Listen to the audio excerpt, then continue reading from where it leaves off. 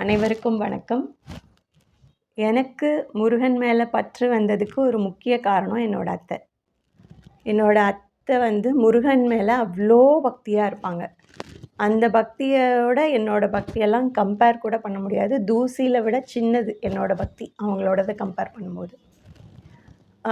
நம்ம அதுக்கு ஒரு உதாரணம் சொல்லணும் அப்படின்னா, தூத்துக்குடி சிவன் கோவிலில் சஷ்டி அப்போது வேல் வாங்குதல் நிகழ்ச்சின்னு ஒன்று நடத்துவாங்க.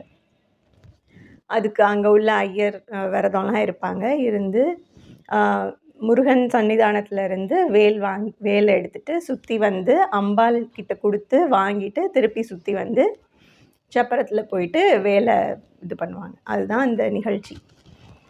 இந்த நிகழ்ச்சியோட அந்த சுற்றி இருக்கிற கோவிலில் நம்ம எங்கேனாலும் நின்று பார்க்கலாம்.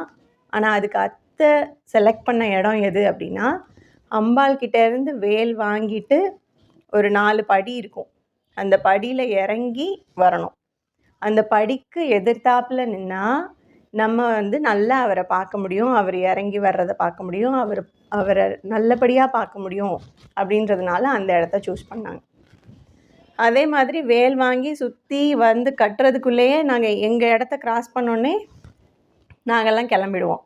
கிளம்பி வெளியில் போயிட்டு சூரசம்ஹாரம் மெயின் ரோட்டில் நடக்கும். அங்கே கூட்டம் சேர்ந்துரும். அதுக்கு முன்னாடி போகணுன்னு நாங்கள்லாம் போவோம். ஆனால் அத்தை லேட்டாக தான் வருவாங்க எப்போவுமே. அப்போது ஒரு வருஷம் வெளியில் அத்தை வரல நின்றுட்டுருக்காங்க. வாங்கத்தை அங்கே கூட்டம் சேர்ந்துரும்ல, அங்கே போகலாம் அப்படின்னேன். இல்லை வாசலில் நில்லு, சப்பரத்தில் முருகன் ஏற்றின அப்புறம் வேலெல்லாம் வச்சப்புறம் சப்பரம் அந்த படியில் இறங்கி வரும்போது அப்படியே முருகனே அசைஞ்சு வர்ற மாதிரி அழகாக வருவார். அவரை பார்த்து ரசிச்சுட்டு அப்புறமா போய்க்கலாம் அப்படின்னு சொல்லி அப்படி நின்று முருகனை பார்த்து ரசிப்பாங்க. நம்ம ஏதோ கூட்டம் வந்துடும்னு ஓடுற மாதிரி பக்தி தான் என்னோட பக்தி. ஆனால் அவங்க அவ்வளோ அதை ரசித்து அவ்வளோ பக்தி பண்ணுவாங்க. இப்போ நான் சொல்ல போகிற இன்சிடெண்ட் ஒரு 20 இயர்ஸ் முன்னாடி நடந்தது. என்னோடய தாத்தாவும் முருகன் பக்தர் தான். ஒரு தடவை என்னாச்சு, இந்த ரோட்டில் குழியெல்லாம் போட்டிருப்பாங்க, ஏதோ வேலைக்காக போட்டிருந்துருக்காங்க. தாத்தா தெரியாமல் காலை அதில் விட்டு காலில் நல்லா அடி. டாக்டர்கிட்ட ட்ரீட்மெண்ட் எடுக்கிறோம். 1 வாரம் ஆகுது, புண்ணு ஆறவே இல்லை. தாத்தாவுக்கு சுகர்.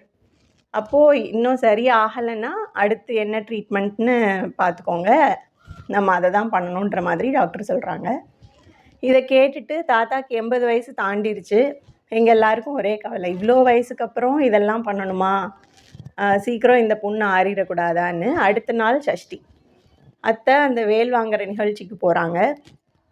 உண்மையாக சொல்லணுன்னா இந்த இன்சிடெண்ட்டை அத்தை எங்கள் எல்லார்கிட்டையும் சொன்ன தான் நாங்கள் எல்லோரும் வேல் வாங்குகிற நிகழ்ச்சிக்கு போக ஆரம்பித்தோம். இப்போ வரைக்கும் போகிறோம். இந்த இன்சிடெண்ட்டுக்கு அப்புறம் தான். அது வரைக்கும் அத்தை தான் போய் பார்த்துட்டு இருந்தாங்க.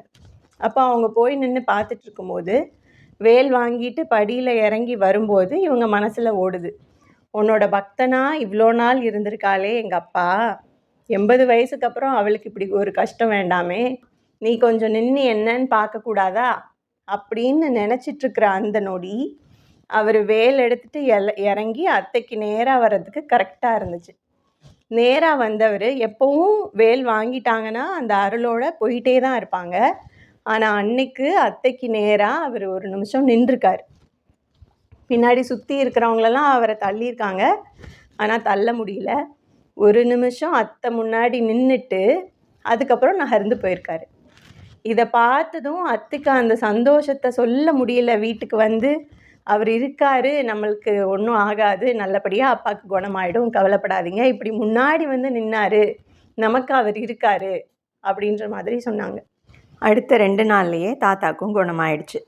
ஸோ நம்ம பக்தி பண்ணோம் அப்படின்னா நமக்கு நான் இருக்கேன், கவலைப்படாதீங்கன்னு சொல்கிறதுக்கு முன்னாடி நிற்பார்.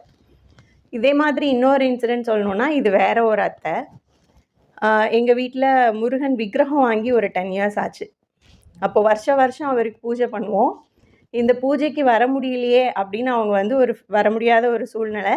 அதனால் அவங்க வர முடியலையேன்னு கவலைப்பட்டுட்டே இருந்திருக்காங்க. அப்போது கவலைப்பட்டே அவங்க அங்கேருந்து இன்னொரு இடத்துக்கு போகிறாங்க. ரோட்டில் போகும்போது ஒரு மயில் பொறுமையாக அத்தையை கிராஸ் பண்ணி போயிருக்கு.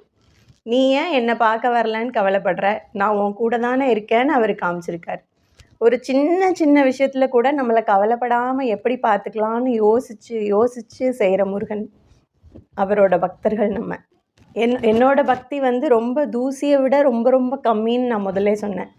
அந்த பக்திக்கே எனக்கு என்ன நடந்ததுன்னா, என்னோட 4 மாத பையனுக்கு ஸ்கேன் பார்க்குறதுக்கு போகிறோம். அனஸ்தீசியா கொடுத்து தான் ஸ்கேன் பண்ணணும்னு சொல்கிறாங்க. நம்ம என்னதான் பக்தியாக இருக்கேன், தைரியமாக இருக்கேன் அப்படின்னு சொன்னாலும், நம்ம பக்தி ஒன்றும் அவ்வளோ நீயே பார்த்துக்கோன்னு அப்படி விடுற அளவுக்கு இன்னும் மெச்சூரிட்டி வரல. அந்த கொஞ்சம் பக்திக்கே கலங்கி நிற்கும்போது, அனஸ்தீசியா கொடுத்துட்டாங்க, மயக்கத்தில் இருக்கான், ஆக்சிஜன் போயிட்டுருக்கு. அப்படி அவனை பார்க்கும்போது நம்மளுக்கு மனசு ஒரு மாதிரி இருக்கும்ல. அப்படி இருக்கும்போது ஒரு ஆக்டர் வராங்க. அவங்க வந்துட்டு எந்த ஆக்டராவது தானாக வந்து பேசுவாங்களா?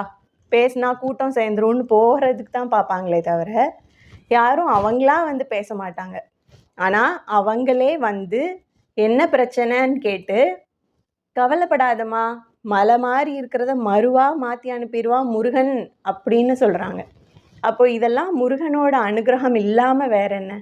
முருகரோட பக்தராக இருந்தால் நம்ம கலங்க முன்னாடி அவன் வந்து நான் இருக்கேன், தைரியமாக இருங்க, நான் பார்த்துப்பேன் அப்படின்னு கண்டிப்பாக நமக்கு தைரியம் சொல்லுவான்.